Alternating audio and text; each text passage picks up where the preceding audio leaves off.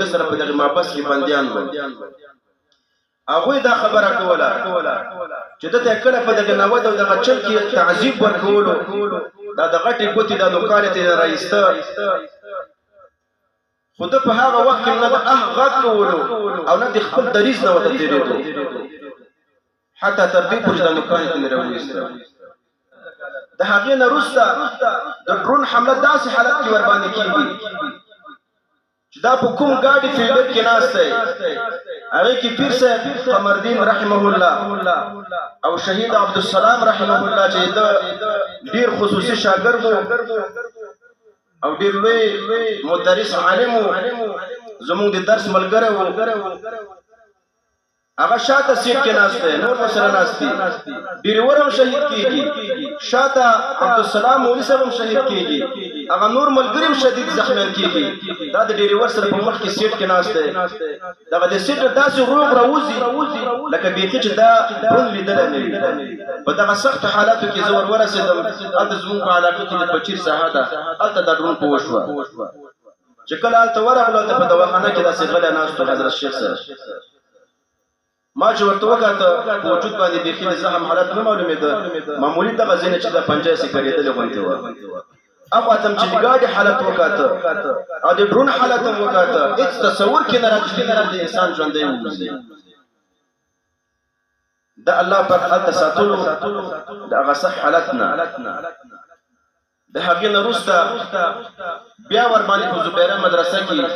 د دې خوارجو د خوا نه چې دا د اندغه د ډرون کوونکو د یهودو جانشینان دي او د هغوی په مشن باندې روان خلک دي د هغوی طرف نه د مدرسې په مخ کې د جماعت نه روان دي د مسجد نه او د مدرسې په مخ کې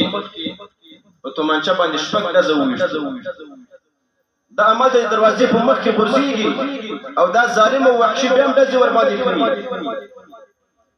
هغه صح حالت چې 2 ورځې 3 ورځې د کومه په حالت کې په هسپتال کې وو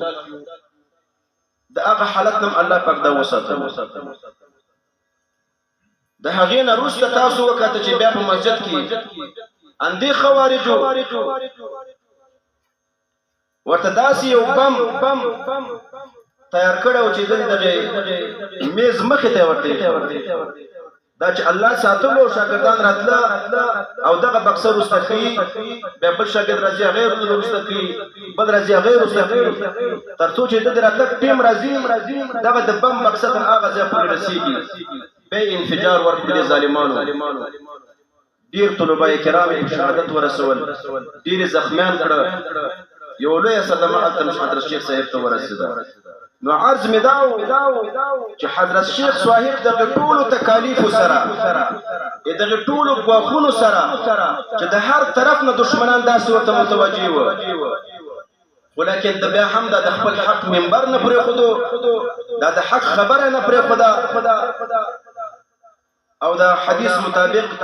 د هیڅ یو ملامتونکي د ملامتیا نه الله د دین په خاطر باندې نه ویرېدو نه هغه ملامتیا هغه کوله بس غاړه ورته ایښوه نو ستاسو نه مو غوښتنه دا ده ورونو چې الحمدلله په دې زموږ قوي عقیده ده چې د حضرت شیخ صاحب رحمه الله سره چا یوه ورځ نه یوه ګنټه تېره کړې یو ساعت ورسره انداسې ملاقات کړی وي په دې زموږ مضبوطه عقیده ده چې هغه به د حضرت شیخ صاحب سره وفادار وي بیا دا چې یو شاګرد د حضرت شیخ صاحب سره مشکاتین وي هدایي ورسره وي او د هغه سره کورسي مناظره کړې وي د هغه نه زده کړه او درس کړی وي نو په هغو مختلفو اصولو کې دا عقیده ده چې دغه شاګردان دغه متعلقین وي د حضرت شیخ صاحب سره تر مرګ وخته پورې وفادار وي او د دغه حق په میدان کې به تر هر وخت ورسره کلک ولاړ وي او د ده د هغه فرق باطله سره مبارزه به دوی په هر وخت کې کوي دا زموږ عقیده ده او دا د حضرت شیخ صاحب کرامات دي دا به ان شاء الله الرحمن بعد الموت هم ثابتېږي دغه تکالیف او دردونه د په ځان باندې ګاللي وو دا د دغه دین دپاره ګاللي وو د دغه قرآن دپاره ګاللي وو د دغه حدیثو دپاره ګاللي وو د دغه اسلامي نظام دپاره ګاللي وو دا څه د چا سره شخصي د پولې او د پټي مسله نه وه نه د چا سره د مادیاتو مسله وه دا واحد په دغه دین باندې د الله په کتاب باندې د جناب رسول الله صلی الله علیه وسلم په حدیثو باندې او په دغه سپېڅلي نظام او اسلام باندې دغه قرباني ټوله وګالله او دا زحمتونه د ګالل